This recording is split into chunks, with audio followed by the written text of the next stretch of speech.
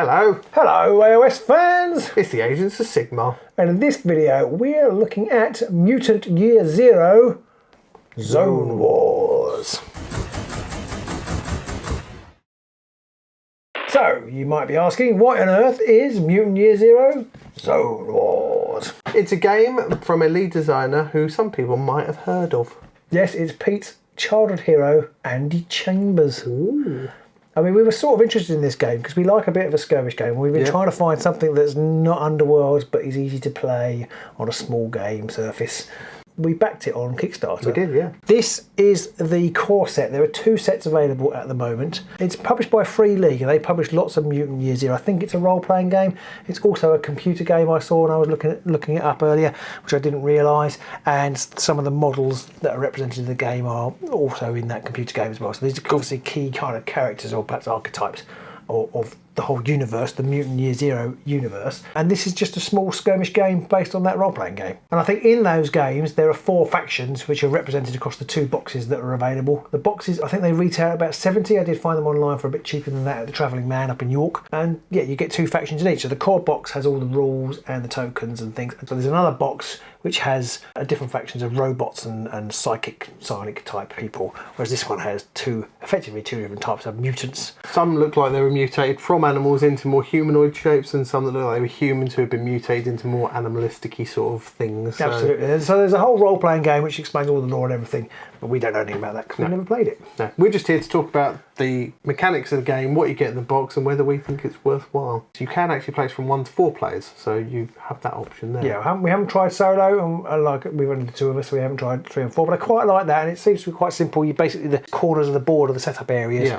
so each of you can have a corner and then sort of effectively fight in the middle. Yeah, I imagine it's probably quite good fun playing with multiple players. A bit more chaotic at least. Yeah, 100%. And in the box itself, you get a 3x3 map. We've obviously been using one of our neoprene ones. But it's actually just over there, Pete, if you want to get it underneath those. It's his paper. It's double-sided because it's got a road map on this one, which is important for some of the scenarios. At least you know what's coming. You can see all the different roads and stuff on that one. It's a fairly detailed map. The only problem with these things, as always, is a lot of crease marks, but you might be able to then iron it out and then roll it up again to store it, so it's a little less creased. Yeah, I kind of feel like if you're going to play a lot, it's worth it. These aren't that expensive these days, are they? It's worth investing in. And a lot of games use both 3x3 mats, so you know, you're going to get your money's worth. Absolutely. You get some cardboard buildings, which I think are really quite good quality. And what I love about them, Free League, the publisher, is a Swedish publisher, and runs the graffiti is in Swedish, or I think it's in Swedish. Apart from this bit here that says the end is here, that's in English. That's probably English. It's nice, detailed, but simple to put together, all push fit, and yeah, again, you can probably go crazy, get more stuff, but this will give you plenty for a game because it's not on a big scale. You only get 5 models for each of the gangs in the box, and they come pre-built and immediately sort of 2-tone dry brushed, so that you can play them without having to worry about playing with just boring old plastic. Yeah, I quite like that. You get a green team and a yellow team, and I'm guessing the teams in the other boxes are different colours as well. Hopefully. And the fact that they're dry brushed, actually, we have had a couple of games where they've done that, but it really adds a lot. It's not a lot of effort. Yeah, it's not a lot of effort. Having them assembled is nice, and then having that initial layer of dry brush just helps bring a little bit of detail to the models, that when you put your own stuff together from Games Workshop or other people like that, you just have this monotonous grey horde, and that just already looks slightly more aesthetically pleasing, and you could leave them like that without painting them any further and they'll be absolutely fine to play with. Yeah, it's very similar to the Unmatched games in that respect, which I think is a thing more games should do. Along with the models, you get a measuring stick for all your shooting and ranged stuff. Yeah, although you can just use a ruler. It's 10 inches and it's split into two and a half and a 5, so that's fairly easy. You get a load of dice, bespoke dice, but the symbols just replace the 1 and the 6. There's nothing too complicated about them, so you could use ordinary dice as well if you wanted to. And then you get all the tokens and cards you need. Each of these characters in the box gets a character card, and then there's various gear cards and mutation cards. You also get some zone cards in there, which are used for both the solo games and the the general games as well, for when you want to play through and get a little bit more involved. The gears, the artifact cards, the mutations, they're all like half-sized cards as well. They're not on the full-sized playing card that you'd expect, which makes it a bit easier because you end up with lots of them floating around. Yes, it is quite card and token driven, which I don't tend to like. There are some games like Marvel Crisis Protocol that drove me mad because of just so many tokens. Here there aren't so many, so because the games we've played so far, I've only used 3 fighters. You've just got your 3 fighter cards and a couple of bits of gear. It's not too bad to keep control of them. And the action tends to happen here, so you can just put them on the edge of the board and they don't interfere too much, because generally, certainly in the scenarios we played, you can run off the board with your artifacts when you've stolen them effectively, and so the only time you use this is when you go, I'm going home. I'm going to run away. I'm going home. One of the aspects from this game that it's stolen from elsewhere is from Moonstone, where when you place objectives, rather than it following a bunch of rules and you having to measure things, it just says to hold them like about 1.5 meters atop the board and drop them onto the table. Which we have never done. Never, ever, ever. It's just always more hassle than it's worth, I think, that kind of roll. Yeah, they roll. Well, at least they're not round tokens. No, but we basically just scatter them slightly randomly and then agree that where they go. Yeah. But you can do it the dropping way if you want to. For every one of the 5 fighters in each of the 2 boxes, which is 10 in total, you get a little character card, and that has, it's 2 sides, one for when they're injured and one for when they're okay. But it's not got a lot of stats on it. There's very little on here to actually have to take in, which is very nice. There's a nice big picture on it, which is always nice, and it looks like the model, so it's easy to identify. So I've got Dux here, and he comes from the Gen Lab tribe up in the top right. There are 4 stats. We've got ranged, melee, survival and health. There are rules for creating your own characters in the box, and basically they always add up to 15. You get 15 points to distribute how you want. That tells you how many of the bespoke dice that you roll when you're testing. So if you're going to shoot with range, Dux here has got a range of 4, you roll 4 of the yellow dice. And then you'll get equipment, and then some equipment will give you pluses to that one, and if they add things on, then you add black dice to it. So I've coincidentally picked up a weapon off the top of the artifact pile here, which is the laser rifle, which is one of the strongest artifacts in the game. It's worth 3 victory points. We'll come on to that later. But it's got a bonus of 4, which means you roll 4 of the gear dice. So you'd effectively roll the 4 dice from his ranged attack, and then add the 4 dice from this amazing piece of equipment that I've found in the gutter. That's generally how most of the sort of attacks and things work, and there's survival, which comes into its own with some of the zone cards. When you draw those, it'll say things like you have to make a survival test, which that'll be how many dice you roll. It's worth pointing out at this stage, it's not all just about clubbing your opponent over the head or blasting with laser guns. You do actually want to go and get those objectives, which turn out to be artifacts, which might be laser guns. There are 5 or 6 scenarios in the rulebook, and you can string them together in a campaign, and they kind of escalate. So the first one is literally about running onto the board and trying to grab stuff. These get laid out on the table. They're the ones you drop. They're the ones you drop, 6 feet up. And you basically pick them up as an action. Then they have a little victory point total on them. So the laser rifle is worth 3. These 2 here are worth 1 each.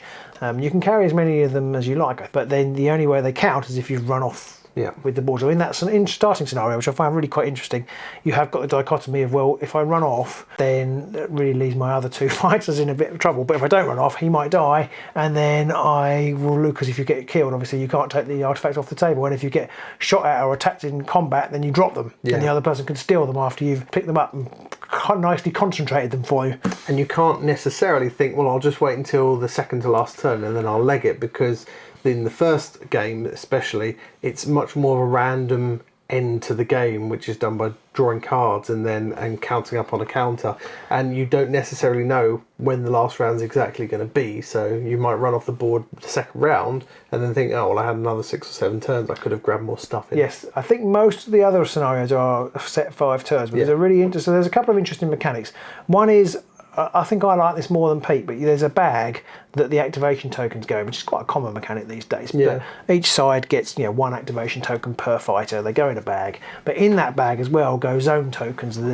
There's 2 zone tokens go in there, and then when you draw one of those out, you draw a zone. In most games, you draw a zone card, and so that triggers some effect. It can actually even trigger. There are a couple of big tokens in the box for rabid creatures coming in and savaging the razorback, and a giant bear, and also a shark. A shark, land shark, isn't it? Land shark. Yeah. So that can trigger all sorts of interesting events. In the first game, it hasn't got those, so you don't worry too much about the mechanics of that. But what it does do is you have a little deck of 3 cards, one of which kind of turns the turn count around towards the end of the game. But that might not come out because there's only 2 zone tokens and there's 3 cards. So you don't 100% know, there's a 1/3 chance on each round that you won't actually start you won't get any near the end of the game. Yeah. Which is I really like that mechanic, and I was just a little bit disappointed that I didn't see it when I was reading through the other scenarios. They're more like, after 5 turns. I quite like the fact that you didn't know when the game was going, so you didn't know whether it was a good shot or whether it was worth trying to get the extra item in the middle of the board or whatever, because if you don't get them off, you don't get the victory points. So it's an interesting one. It's kind of a WeGo system in determining who goes next, but it's random, so Robin could have all of his fighters activated before any of mine get to go. It's unlikely, but there's always that chance. Yeah, I mean, there are actually, if you can play with between 3 and 5 models, there's never that many tokens in there, so you're never going to be heavily outnumbered. No, true, but if you've got 4 players as well, it could get even more counted. You could be a while before you had to go. Yeah, that is very true. Most activations in the game, when it is your turn to activate a fire, are fairly straightforward. They're like, you can move medium and then you can do something like shoot, or you can move the full length and attack somebody by charging at them. A few other fairly basic and not unsurprising things around that kind of area, but nothing too much to get. You can do simple actions, which is like pick up an artifact. There's a really interesting artifact to that rule, which is that you, like in a lot of games, if you're standing on something, you can pick it up and then move. Yep. You can only use, I think it's called a simple action. You can only use that after you finish moving. So there's no point standing on it at the end of one turn and then think I'll pick it up and then move away. You basically have to finish on it and then move, which means you can run out and get something, but then you're basically standing in the middle, because you can only activate each fighter once. You can't keep like drawing the tokens and use the same fighter 3 times. You have to. You put the tokens down next to the fighter when you've used them, so you won't be activating that fighter till everybody else has gone, and possibly not even. Well, I suppose eventually you will draw a token, but your opponent could have a number of turns before you get to have a go.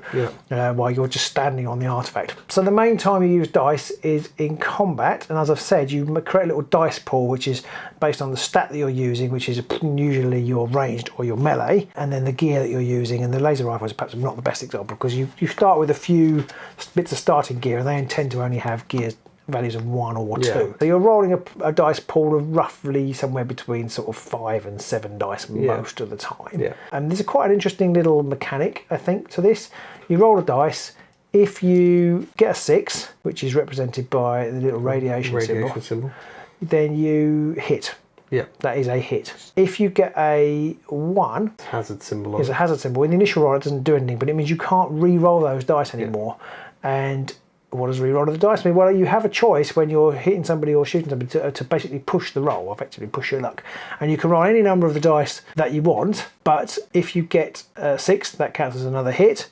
But I should have said this earlier, the gear dice, they have a slightly different symbol on it. They have an explosion on them. On the 1. And so if you roll a 1 on the gear dice, then that damages your gear by a point. And that basically, I was saying that the laser rifle had a bonus of 4, basically takes it down to 3. So if you have only got 1 and you roll a 1, then that's it, it's done. It's broken. Now you don't take any damage the first time you roll that 1, but it's when you push it and you roll them again, that's when you're going to start taking damage. So you might sometimes get a really rubbish roll and not hit many times. Then you might want to push it, but then you stand more chance of damaging your own equipment even more. One interesting thing when you roll the push is on the yellow dice, the ones have a little biohazard symbol on them.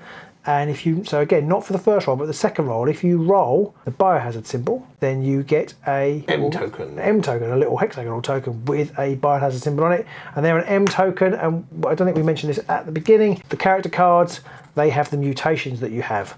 And you basically get one, each character has a sort of defined mutation, and then you're assigned one randomly from the deck which corresponds to your tribe. They all pretty much use M points to power them.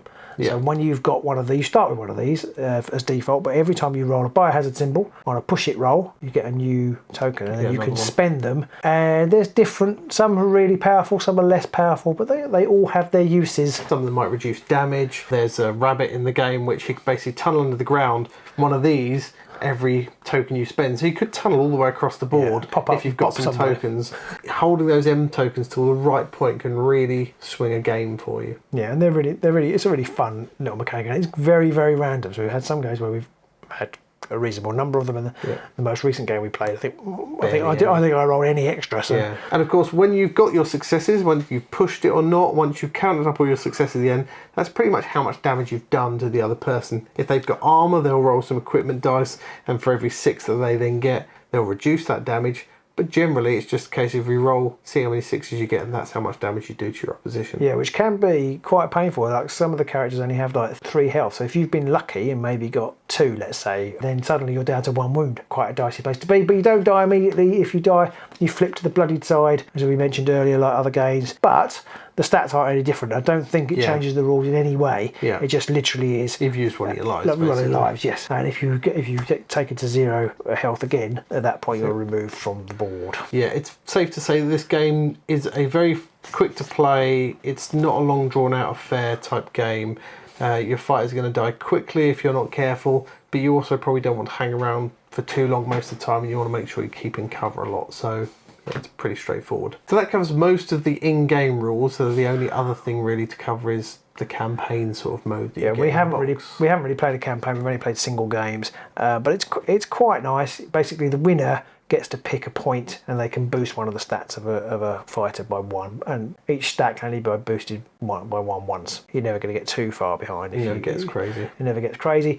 The other thing is you can keep the artifact cards that you found if you still had them when the game finished, but you can only keep 1 of them. So if you've found 2 good things, you can each fighter can only keep 1. If one fighter has a really lucky day and manages to pick up 3 things, they can still only keep 1 and take them through into the next game. Depending on the conditions of the scenarios, different artifacts they score victory points, as I said, but they only score victory points in that game that you played them. They don't score victory points in later games. Overall, the campaign mode is pretty simple. It delivers what you want. It gives you a little bit of something to fight for in every single game, but it doesn't completely overwhelm or skew it for your opponent if you have a good game into the next game. No. Unlike a lot of other systems. And it's very simple. There's no like working out how much money you've got and buying stuff and like adding stats here and adding stats there. It's very easy to track, which I really like. I guess you can't necessarily update the character cards that easily, which is not ideal. If you suddenly got a 6 range, I guess you might print a new one out. Just post it, no, maybe. Yeah, I quite like the fact, although I probably would never do it. There is a little character creation mode, as I said at the beginning, where you can basically pick from the set list of starting gears and mutations, I think, and then you just you assign 15 points against them. That's quite nice, especially if you're a modeler or you've got a range of models that you really like. You could build your own mutant squad to play the game with, which is quite a nice touch. The box says that the game plays in about 90 minutes, and that's probably pretty accurate for what we've done. I would say, if anything, for the starter scenario, it's slightly over estimated, which is very unusual for a game. And actually, for us, because we are notoriously bad at playing things for the first time, it was actually pretty simple, and I would say probably did take us 90 minutes even on the first playthrough. Yeah, it's pretty quick to set up the game, and it's also pretty quick and simple to pick up the different actions you can do. There's usually about 3 or 4 that you're going to nearly always do, and then there's that odd occasion where you might have to look one thing up. But yeah, I think there's a few slightly more complicated things maybe for the longer campaigns and the more involved scenarios, but the actual core things that you can do is very simple. So there you go. That is how you play Mutant Year Zero Zone Wars. It's a really nice, simple, all-in-one, skirmishy sort of futuristic game where you haven't got to worry about buying loads of extras. We think it's well worth a punt. Absolutely. So don't forget to like, subscribe and ring that bell as always. Yeah, do feel free to leave a comment below if you've played this and enjoyed it, or if you've got a different favourite small skirmish game, let us know in the comments below. Yeah, if you've got any questions about this that we haven't covered, then do shout them out below as well. So thanks for watching, and we'll see you soon somewhere, maybe having a zone war. Maybe in the underworld. Or perhaps somewhere else in the mortal realm.